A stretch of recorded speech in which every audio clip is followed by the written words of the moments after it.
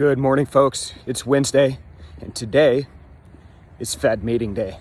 That's right, wrapping up a 2-day meeting.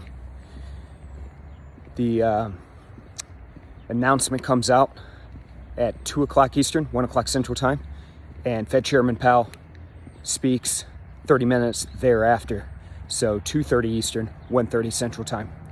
Again, we're not expecting any change to the rate, but what we are looking for is potential change as to when the Fed starts to taper and any discussion around that takes place in this 2-day meeting.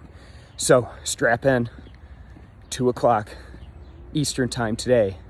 Let's be ready. Let's see if we can get these markets moving. I know it's been a quiet couple days. Feels like the dog days of summer right now.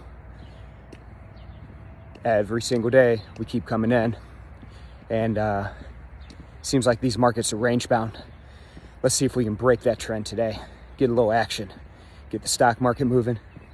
Get these currency movements. Currencies past couple days pressing up against a 1-month high in the dollar. See if we can get a little movement in oil. Let's have a little bit of fun. Again, next Tuesday, how to day trade FX. Make sure you get signed up. Go to Nadex.com.